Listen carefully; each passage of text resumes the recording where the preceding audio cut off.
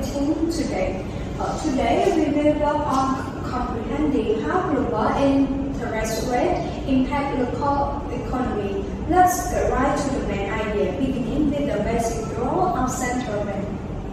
As we all know, major interest rates that affect borrowing costs, international capital flows, and currency prices worldwide are set by central banks such as the Federal Reserve and the European Central Bank.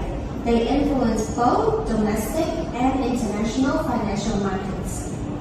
Absolutely, local interest rate influenced by global trend impact everything from mortgage and loan to consumer spending and business investment. Nations may face capital outflow when global interest rate rise. For instance, investors may move their funds to the US for higher return, which will force local economies like in Cambodia to increase their interest rate to draw and return the capital. Of course, it can impact import competitiveness for countries like Cambodia, making their goods more expensive abroad.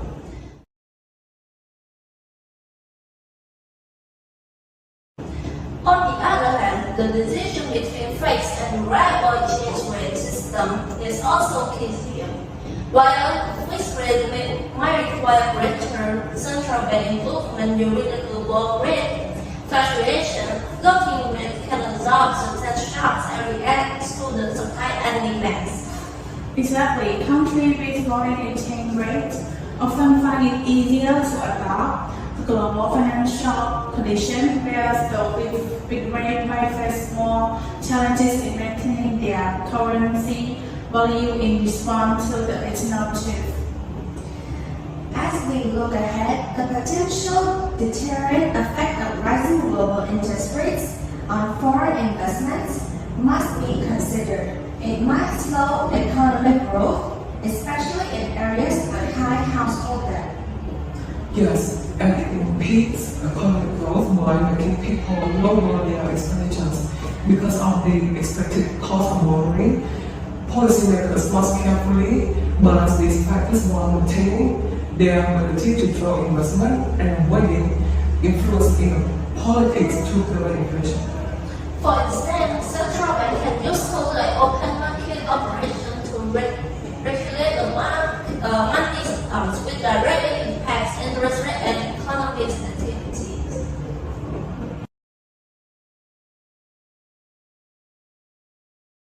When central banks ease monetary policy by lowering interest rates, it encourages borrowing and spending, which can stimulate economic growth. Conversely, tightening monetary policy by raising rates aim to control inflation but can slow economic activity. Exactly. Recently, increases by the Fed have increased the cost of borrowing, affecting everything from credit costs to mortgage. We have seen UK mortgage rate exceed 6%, leading to concern about household debt management. Additionally, we must take into account the impacts of geopolitical tension and global economic uncertainty like the recent pandemic on the monetary policy. This obstacle must be overcome by central banks while preserving the integrity of their policy communications. Let's talk about the trade balance, which has a big impact on currency prices. A nation's currency appreciates when its export exceeds its imports. Since this raises demand for the currency, economic growth and trade competitiveness may be impacted. For example, the currency's value weaken if South Africa imports exceed export, increasing the cost and contributing to local inflation. That is why trade balances are essential to consider exchange rates, fluctuations, and their wider economic implications.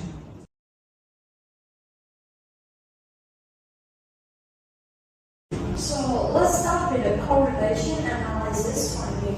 The Pearson correlative coefficient calculated for Canadian interest rate relative to global rate was 0.092. This decades or negligible skill qualitative, suggesting there's hardly any linear relationship between the two variables, along with a p-value of 0.18 which exceeds the alpha level of 0.05. There must be explanations why Cambodia's interest rates remained largely unaffected by global trends. A significant factor is the high level of dollarization within the economy. Reports suggest that between 80% to 90% of deposits are in foreign currency, primarily the US dollar. Furthermore, domestic deposits are the main source of the funding for the local bank, so they are less vulnerable to changes in interest rate around the world. In Cambodia, for example, interest rate on US dollars loans decreased from 70% in the mid-2000s to 11% in 2017. So at the same time, we saw a similar trend with the real lending rate, which were influenced by the bank adjusting their policies to support long-term loan and stabilize local interest rate.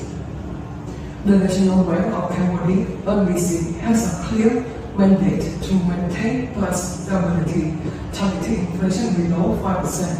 Although it doesn't explicitly focus on employment, it coordinates monetary policy with fiscal initiatives to promote overall economic stability. It is key by managing the US dollar to real exchange rate effectively. The NBC contributes to macroeconomic stability, which in turn can lead to lower interest rate in Cambodia.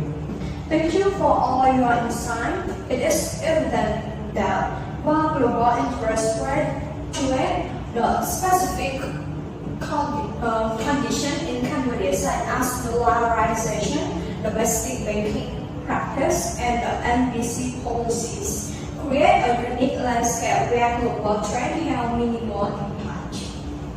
Let's get together again the following week to discuss and look into ways to strengthen the local currency position in the economy.